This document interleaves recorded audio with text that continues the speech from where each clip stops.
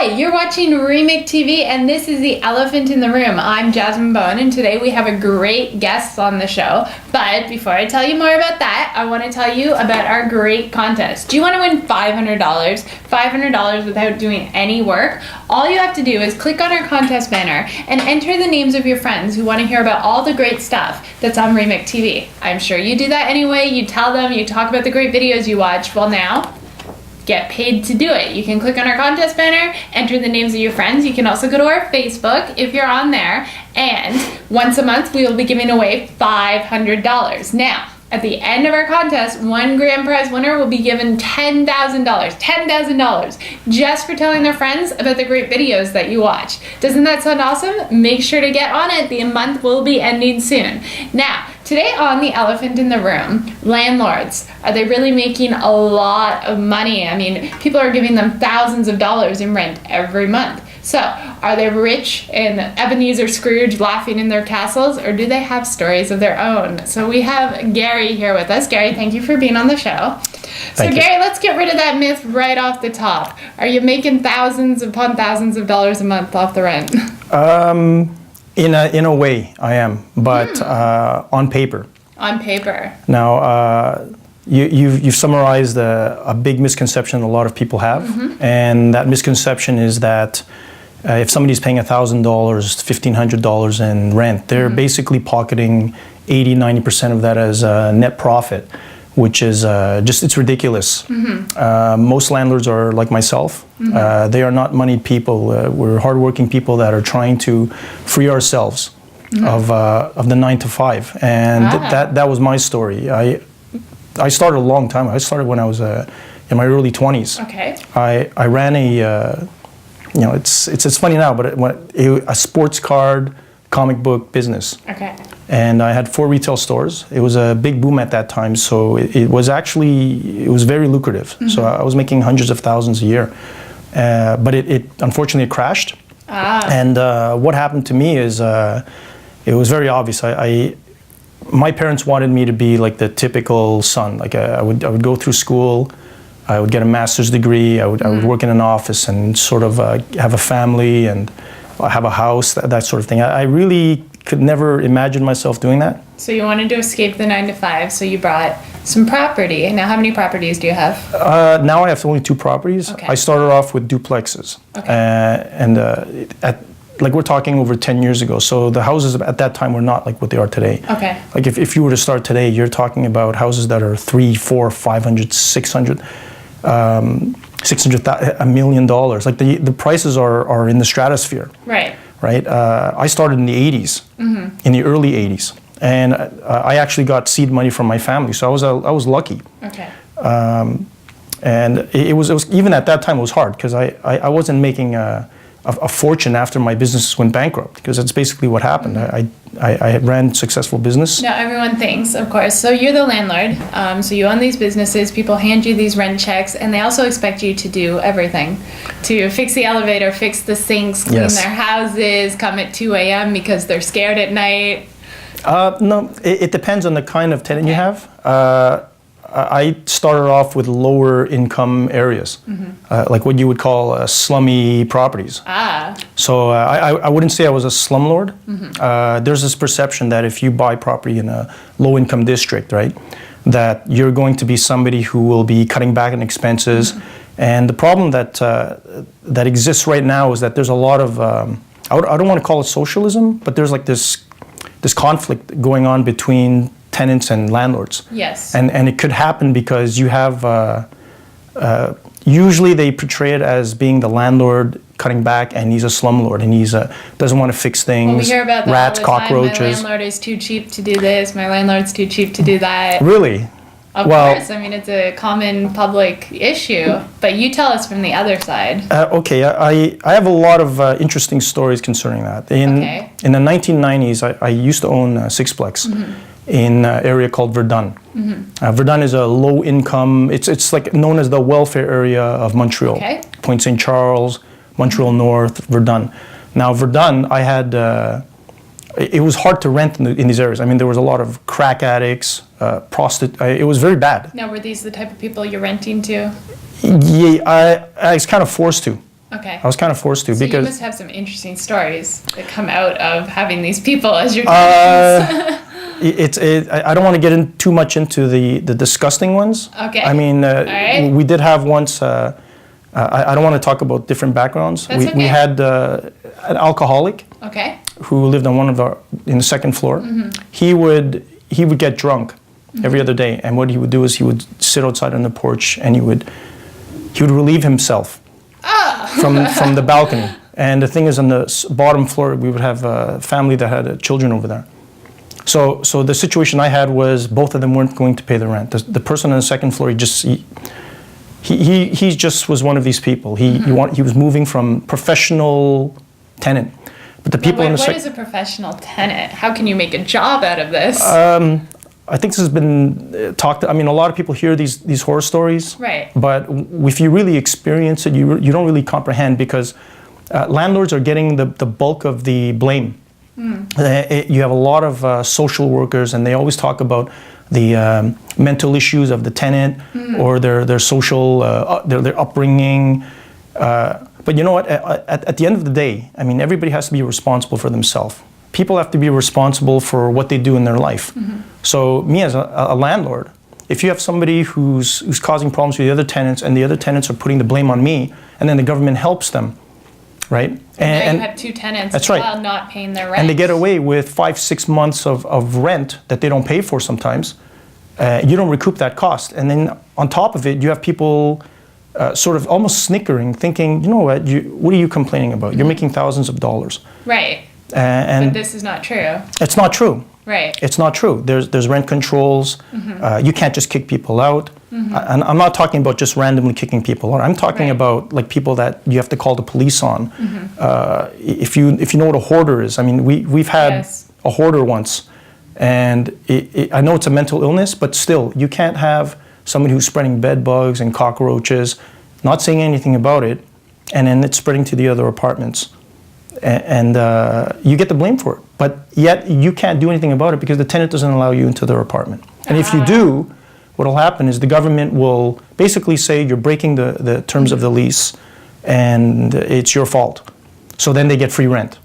And you haven't solved the problem, because they're still spreading their vermin, if you want to call it that way. It's I can't put it any other way than that. They're not vermin, but you try to figure it out. I did have that issue. I had an issue once with. Actually, this I don't have any proof. We suspected that one of our tenants was a prostitute, and she had a drug dealing pimp that was her boyfriend. It was circumstantial. Basically, we had other tenants complaining about her because there were people that were coming in at 2, 3 in the morning. They were all men. They were always their friend. Yeah. And 1, 2, 3 in the morning, different men all the Gets time. a little suspicious. Yeah, right. So we never got rid of them. They basically left by themselves. Now these are issues with lower income tenants, and maybe people assume that this is what you have to deal with when you start out as a landlord. But what about when you get to a higher income building? You know, you're more of a successful landlord. Is it all easy from there? Honestly, it got a lot better. Okay. I used to own just duplexes, 1 6-plex, 3 duplexes. Okay.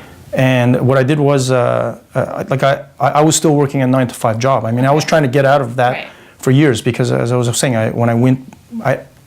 when my business went under, like, I don't like talking. It's a bad time for me. But I went back to school, and I did exactly what a normal person would do. Right. You go to school, get a good job, and I started working in banking. So I was Royal Bank, Merrill Lynch, UBS, all this. And you're trying to manage buildings in multiple cities as well. It was easy. It was easy. I mean, I had my family to help me, thank God. But the thing was, in 2008, as you know, like, there was a huge financial crisis. Right. I was working at Merrill Lynch at the time. I was one of these people that you hear about in the news where they were cutting left and right. I mean, they literally cut 95. They cut you. They cut me, yeah. Okay, and so you bought this other building? No. What I did was I was basically I was already trying to escape that life. Okay. For years. I was planning it for years. So what I did was I sold most of my houses, and I bought this apartment building in Toronto. Okay. Now this is higher income. I wouldn't call it higher income. I'd call it but higher income than what you had Not like low income. Okay. It's a good middle income property. Now tell me about the tenants there. I mean, are they easier? Are they fantastic? They're fantastic. Fantastic. Night and day. Okay. Like what I was looking at was like if you're a real estate investor, I mean the key is, I mean, first you have to get the property. Right. But it's once you get it, you have to concentrate on the cash flow. Make sure that you can hold on and have that equity build up. Okay. Because as long as you can hold on, you're basically, you can't lose. You can't lose. That's some good advice, yeah. Real estate is the best investment out there. Okay. But the thing is, if you don't have the ability to maintain your cash flow, and that has a lot to do with management, but it also has a lot to do with the financing. So, but if you can take care of those two ends, and that's what I did. I actually bought this before I was fired. I was making a very good salary. I mean, I was way into the six figures, which is how I was able to do it. But the problem was, when they got rid of me, I had a management I had one of these large property management companies taking care of everything for me. I couldn't take care of it. It was a few dozen units in this building. So what happened was, when they fired me, it's a scary time. And a lot of people, they get scared because they're not familiar with something. And whether it's killing various insects, bed bugs, like that's a huge thing right now. Cockroaches, raccoons. You have raccoons in your building? Yeah. Now, how does a raccoon get in a building? They don't get in the building. Like there's trees that live near this building, so they climb up on the trees and they get on the balcony. Now, we were talking before the show. You told me about some other animals that you've discovered in the building. Yeah. What bring that up. What else have you discovered? I found opossums. Possums. Yeah. Various cats. They basically live near the tenants' windows, so. It doesn't help that the tenants feed these animals. Okay. So what they do is they think they're doing a favor to them by opening their window and they feed them. And what happens is they just keep coming back. They keep coming back. The raccoons, the squirrels. Now, if I were to go into your building, I mean, is it a zoo in there, or it looks decent? Well, in the summertime, if you come at night, 2 in the morning, and you just make no sound, you'll see a lot of wildlife, which is nice if they don't get into the building. But what have you dealt with tenants are feeding these animals, and has there ever been a tenant with a pet that they felt that you implied they couldn't have it, or issues that they made you the evil landlord for having? It's the dogs. It's the large dogs. I think it's like a common thing. I mean, pit bulls. In our case, it was King Shepherds. Okay. Another one was, I don't even know what the dog breed is. Some kind of a not a pit bull. What do you call it? From England, those. Mastiffs. Yeah. The bull mastiff. Those I think it was called. Those are big dogs, and I'm sure that the tenants feel like you're the evil landlord for not allowing them. No. They were thanking me. Okay. They were thanking me. I mean, if you're talking, like, we have, there's people that have pets. They're cats. They're dogs. Now, what about unconventional pets? Unconventional? We've had rats. Rats? Rats. What was that? Some kind of a weasel. I don't know what you call it. You told me about some birds before the show. About some roosters. Oh! Oh, you're bringing it all up. Yeah. We have some people from these other countries, and they're from the countryside. They're from the rural areas. Sure. And I had, this actually happened not too long ago in the summertime. Okay. A friend of mine who lives next door, he basically called me up and he said, take care of your tenants. I said, what's wrong? And he says, listen to this. Puts the cell phone on speakerphone, and I hear this cockle-doodle. 5:30 in the morning. It was sunrise. What a nice friend to call. Yeah, he was waking me up. He said, listen to this. And I said, what are you calling me now for? So anyways, I go to the tenant the next day, and I asked him, I said, you've been disturbing some of the tenants, okay, and I want to see what's in there. Were they angry that you were imposing on their... There was nothing in their apartment. No, there was not. They ate the thing, basically. They ate the rooster. They were preparing it for dinner, so it wasn't there anymore. Oh my So what they were saying was, there's no more rooster over here. And I said, in the morning, I heard something on the phone, and it wasn't there anymore, but I saw feathers. I said, you sure there wasn't anything here? No, there's nothing here. There's nothing here. So. No, did they feel angry at you for overstepping that line? No. They knew that they were doing something wrong. I mean, they were kind of like, Yeah, so it's interesting. All right. Well, Gary has some great stories about being a landlord, kind of speaking for the landlords who don't have the opportunity. When we come back, we're going to talk about some accidents that happen in apartments and some landlord-tenant issues. So go get a drink of water, walk your dog, fix your pillows, and come on back to check out the second part of this video on Remake TV. See you soon.